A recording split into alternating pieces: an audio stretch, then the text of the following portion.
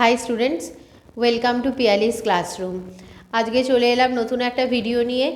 আজকের ভিডিওতে আমি ক্লাস 11-এর জিওগ্রাফির একটা topic, that is tertiary activity বা তৃতীয় শ্রেণীর অর্থনৈতিক ক্রিয়াকলাপের চ্যাপ্টারটা থেকে তোমাদের কি কি প্রশ্ন পড়তে হবে সেই প্রশ্নগুলো নিয়ে আজকের ভিডিওতে আমি আলোচনা করছি। তো চলো প্রশ্নগুলো দেখে নেওয়া যাক। তো সবার প্রথমে এখানে যে প্রশ্নটা পড়তে হবে, তৃতীয় স্তরের অর্থনৈতিক ক্রিয়াকলাপের বৈশিষ্ট্য লেখো। এই কোয়েশ্চেনগুলো 3 মার্কসের জন্য পড়বে। এই প্রশ্নগুলো 3 মার্কসের জন্য পড়বে। তৃতীয় স্তরের অর্থনৈতিক কার্যাবলী শ্রেণীবিভাগ করো ও তার বিবরণ দাও। কি কি অর্থনৈতিক কার্যাবলী আছে সেগুলো লিখে সেগুলো সম্পর্কে একটু করে লিখে দেবে। ডাব্লিউটিও কি, ডাব্লিউটিওর ফুল ফর্মটা লিখবে। আর এর উদ্দেশ্য, কেন ডাব্লিউটিও গঠিত হয়েছিল এবং ডাব্লিউটিওর কার্যাবলী, এগুলো পয়েন্ট করে লিখবে। ব্রিক্স কি, এর ফুল ফর্মটা লিখবে। ইহা গঠনের উদ্দেশ্য, এগুলো সব পয়েন্ট করে করে লিখবে। উদ্দেশ্য, কার্যাবলী সব পয়েন্ট করে আনসার হবে।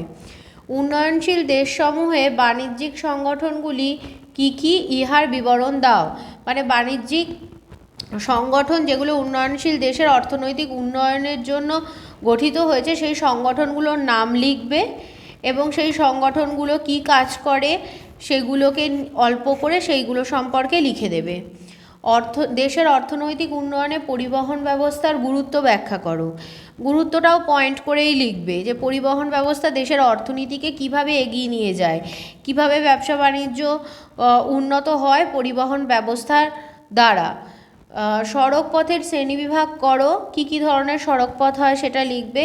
এর সুবিধা এবং অসুবিধাগুলো লেখো, এটাও পয়েন্ট করে লিখতে হবে। ভারতের সড়ক পরিবহনের সুবিধা এবং অসুবিধাগুলি লেখো, এগুলোও পয়েন্ট করে সুবিধা বলে হেডিং করে সুবিধাগুলো লিখবে, অসুবিধা হেডিং করে অসুবিধা লিখবে।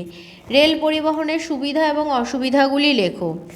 পৃথিবীর প্রধান প্রধান রেলপথগুলির নাম লেখো। নাম লিখে রেলপথগুলো কোথায় অবস্থিত, তার দৈর্ঘ্য কতটা সেগুলো লিখে দেবে। মানে অবস্থান, দৈর্ঘ্য, এই বিষয়গুলো উল্লেখ করার চেষ্টা করবে। ভারতের অর্থনৈতিক উন্নয়নে রেলপথের গুরুত্ব ব্যাখ্যা করো, পয়েন্ট করে লিখবে। রেল পরিবহনের সুবিধা এবং অসুবিধাগুলি লেখো। জলপথের সুবিধা এবং অসুবিধাগুলি লেখো। নেক্সট প্রশ্ন দেখো, 14 নম্বর প্রশ্ন, জলপথের সুবিধা এবং অসুবিধাগুলি লেখো। তারপর যে সুয়েজ খাল কেন খনন করা হয় এর গুরুত্ব ব্যাখ্যা করো। সুয়েজ খালের সুবিধা এবং অসুবিধাগুলি লেখো। পানামা খাল কেন খনন করা হয় এই খালের গুরুত্ব লেখো। পানামা খালের সুবিধা অসুবিধাগুলি লেখো। সুয়েজ এবং পানামা খালের পার্থক্য খুব ইম্পর্ট্যান্ট। ভারতের জলপথের গুরুত্ব ব্যাখ্যা করো এবং ভারতের 3টি উল্লেখযোগ্য সমুদ্রপথের নাম উল্লেখ করো। পরিবহন ও যোগাযোগ ব্যবস্থার মধ্যে পার্থক্য লেখো।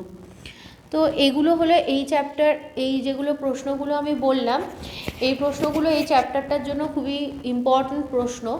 এবার যেটা বলছি যে এই চ্যাপ্টারটা থেকে যে প্রশ্নগুলো আসবে খুব লেন্দি কিছু পড়ার দরকার নেই, পয়েন্ট করে তোমরা পড়বে।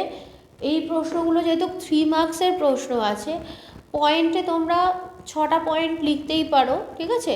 এবার ধরো যদি সুবিধা অসুবিধা দুটোই আসে, সেক্ষেত্রে সুবিধাতে 4টে পয়েন্ট লিখলে, অসুবিধাতে 4টে পয়েন্ট লিখলে। এবার শুধু সুবিধা আসতে পারে, শুধু গুরুত্ব আসতে পারে, বা সুবিধা অসুবিধা একসাথেও আসতে পারে। তবে যেটাই হোক না কেন খুব বেশি লেন্দি এই চ্যাপ্টারটা একদমই নয়। চ্যাপ্টারটা যা প্রশ্নই আসুক না কেন তোমরা চেষ্টা করবে পয়েন্টের ভিত্তিতে লেখার। গুরুত্ব বলো বা সুবিধা অসুবিধা যেগুলোই আসবে সেগুলো পয়েন্টের মাধ্যমে লিখবে। তাতে তোমরা কিন্তু এই চ্যাপ্টারটাতে খুব ইজিলি কিন্তু তোমরা এই চ্যাপ্টারটা থেকে যে প্রশ্নগুলো আসবে সেগুলোতে কিন্তু তোমরা ফুল মার্কস পেয়ে যাবে। তো আজকের ভিডিওটা এখানেই শেষ করছি। আজকের ভিডিওটা যদি তোমাদের কাছে হেল্পফুল মনে হয় তাহলে তোমরা অবশ্যই একটা লাইক করো, আমার চ্যানেলটাকে সাবস্ক্রাইব করে রেখো এবং তোমার বন্ধুদের মধ্যে শেয়ার করে দিও। আর তোমাদের যদি কিছু জানার থাকে তাহলে অবশ্যই আমাকে কমেন্ট বক্সে মেসেজ করো, আমি তার উত্তর অবশ্যই তোমাদেরকে দিয়ে দেবো।